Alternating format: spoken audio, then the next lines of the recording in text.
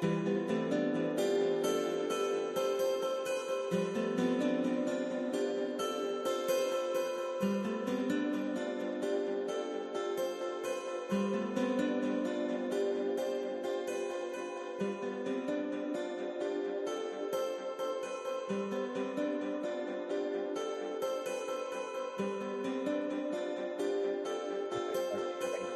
that one. We'll give it.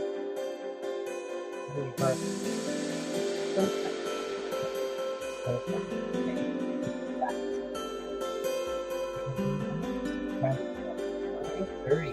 Time to begin. Hello, hello. Thank you for joining me today. My name is Jody Fitzgerald. I am a certified licensed family dog mediator, and I am here every Friday at 9:30 to help you understand dogs better by stepping into their paws and looking at a dog's view of life. Excuse me. Are you ready? Okay. You okay? Are you gonna sit here? He suddenly got worried about something. I don't know what. But anyways, he's doing great.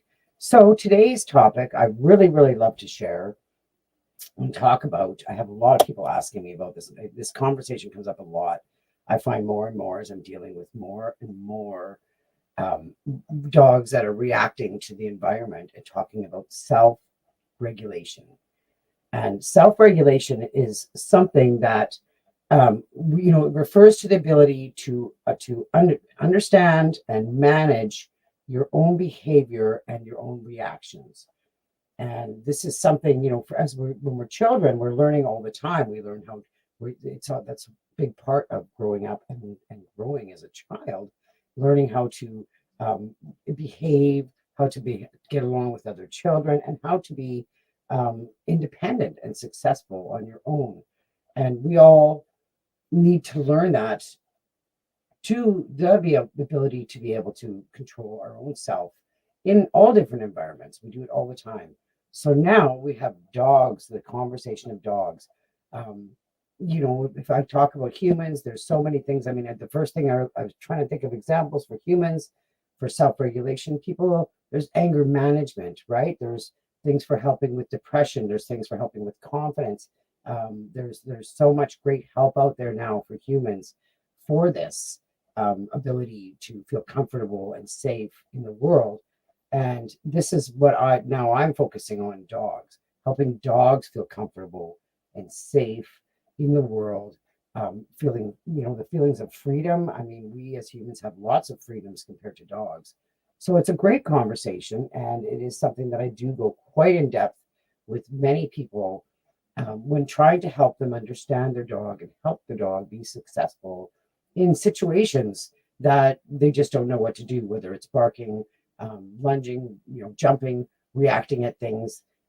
It's a huge topic. I find can be very dog independent, right? Individual to dogs, to what each dog is going through. Um, we have to always be considering that the environment is always changing. There's always new things happening. And we are all, in our own ways, expanding our self-regulation muscle over time. I mean, COVID was a great example of how we had to learn how to regulate and find a way to live with this different life experience that was going on in our environment, in our lives. Um, One of the biggest things I think that talk about to help dogs, I would definitely like to mention this, is talking about the effect that, oops, sorry, buddy, that we have on our dogs. If we are stressed out, if we are worried about what they're going to do when they see this or when this appears, it makes a huge difference on how your dog is going to feel about it. And that's why I really encourage lots of helping the dog to learn how to control their own feelings and emotions and reactions. Here, go see. We just relax. Oh, Herbie stole his seat. um, is by helping the dog to learn to control on their own. And to me, that means like physically, without, when we're holding them, we're giving them our feelings and emotions on any situation. So they need to learn how to do to control themselves and to self-regulate without us, first of all, holding on to them. A tight leash can really be, right? We're going to be having that influence on them all the time.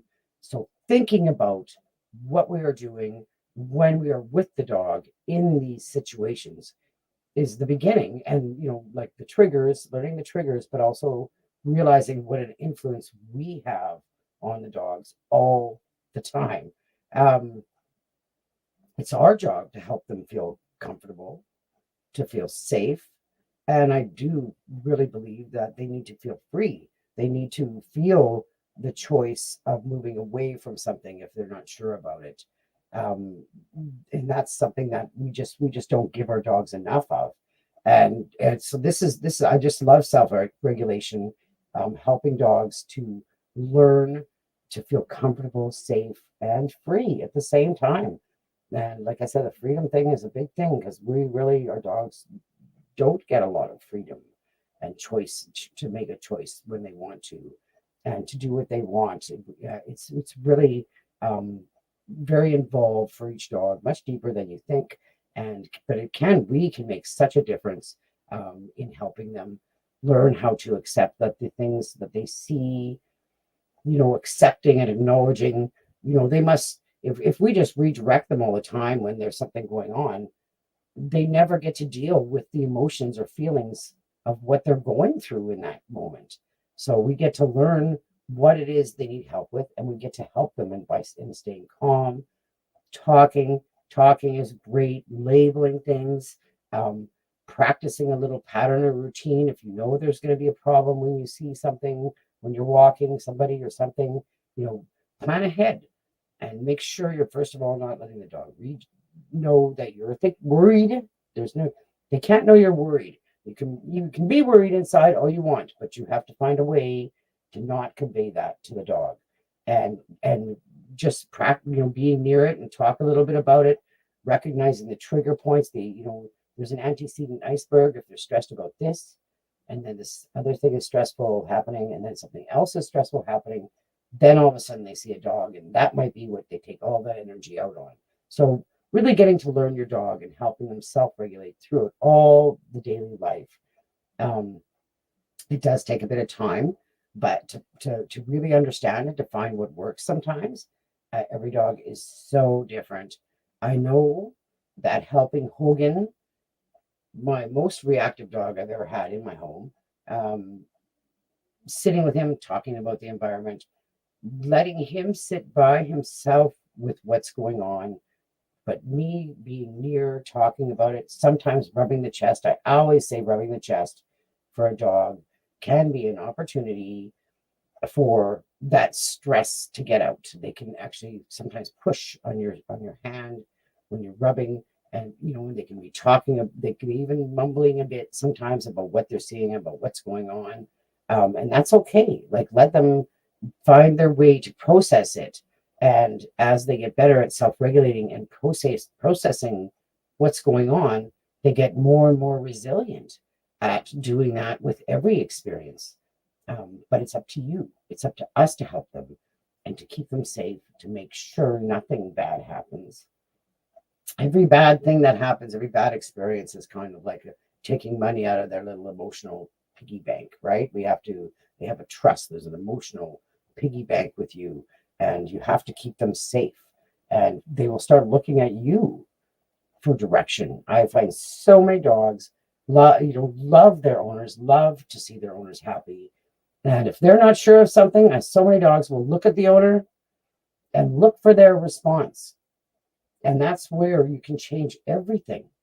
The owner needs to show the dog, yep, it's okay, right? Like we need to help them through these things and find a little way to, just take them over to the other side. If they can't stop, I can help with that, right? There is ways to help with that and help your dog not be upset in life. It's not fun to be scared or to reacting. Um, Whatever it is you want to say, I mean, aggression gets in there labeled too, but um, we really need to think about how we can help them self-regulate in everyday life. And it definitely starts with us and helping them feel comfortable, safe, and giving them the freedom to make choices. So I really hope I've gotten some people thinking about it. This is something I love to do and help people with.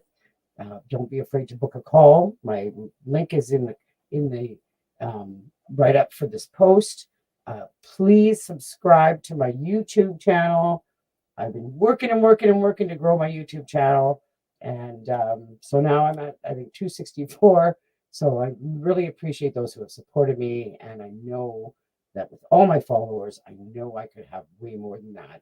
And all you have to do is click subscribe. Don't be afraid to reach out if you want some help with your dog, because life doesn't have to be complicated. It doesn't have to be difficult. They just need us to help them and thinking about them, all of their needs. Their genetics is huge. That's why as a family dog mediator, I talk about the learning, the environment, the genetics, and the self of the dog are all together. They need to work together. They need to be in equilibrium. They need to be working together. And that's what we get to help with. We have an influence on this, no matter what the past is, because I know they all come with a past.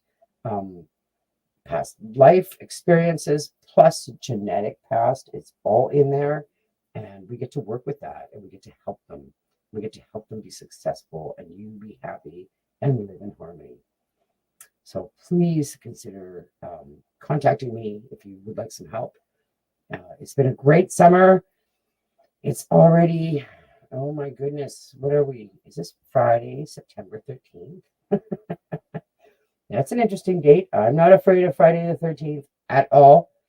And we know, that where I live, time is limited now for outside. We're going to be getting freezing. Within a month or two, it's probably going to happen. And, so we get to enjoy outside when we can and give our dogs the best experiences that we can and have some fun. We need to enjoy life. Canine Coach on Instagram here. I really appreciate, I've been supporting what you do, and I appreciate that you support me. You wrote here, most of it is learning emotions, being able to express safely without punishment or changing that expression. Many dogs, kids aren't allowed to self-express and learn like negative emotions are good. Absolutely. Absolutely. Right. They get to know,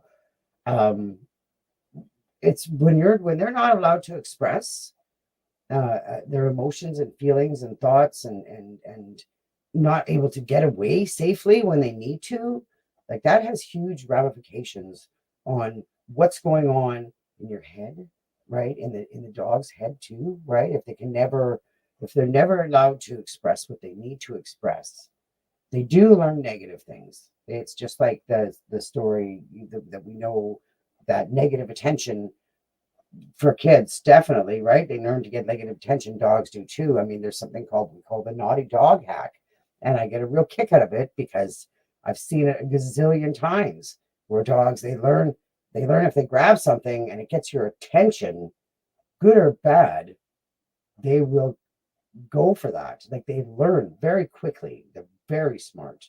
Animals and kids are both very smart. And so there's other ways to help deal with that and to change that, to make them into positive experiences instead of staying focused on the negative. Because if the only attention your dog is getting, I did have a client very recent, excuse me, very recently who was just saying no, no, no, no, no, no, no to her dog. That's what she felt like she was saying all the time. And I talked to her about it, and we just changed it because the dog learned that when she was doing something bad and she got no, no, no attention, she was getting some attention, even if it wasn't really what she needed or necessarily wanted. Sometimes they don't even know what they want. They just know they want something, so they go for something negative, grabbing something they shouldn't, grabbing the toy they shouldn't have, grabbing your shoe, grabbing, a pillow, a cushion, anything that you don't want them to grab. They can learn that you're going to react, so they will grab it. That's just like a part of it. It's not a simple fix it to all these things. right? It's every dog is individual, every dog is unique. Um, I can never express that enough. I find every single dog, the genetics, what they've gone through, the trauma, what they've learned, how they're feeling about it all. Every dog is different. Every dog is different, and we get to. That's why it takes time. And for what was my little note here? I had here listening more and doing less gets bigger results, and that's true with the dogs.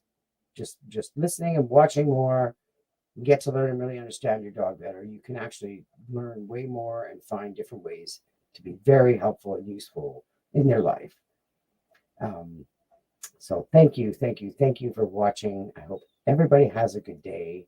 Um, Please, if anything else, I hope I'm planting seeds for you to think about what's going on with your dog. We don't want to hurt them. I don't ever want to hurt dogs. I want them to trust me. I want them to love me. These hands I don't want them to ever hurt, never hurt, cause pain. I want them to be trusted. If I reach out, I don't want them to be afraid of me. That's what dogs deserve. They don't need to be afraid. We want them to be part of our lives and our family. And they're very important, and we can learn how to do this. So don't be afraid to reach out. I really appreciate all the support that everybody's giving. Thank you so much. Happy Friday. Happy Friday.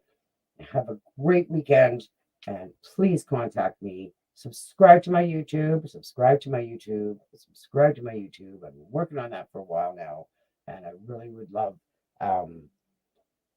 some more followers there. I've been working on it and try to put some meaningful information out to help plant seeds. It's all about planting seeds and letting you know you can have a better relationship with your dog. And I know your dog is waiting for you and trying. Have a great day.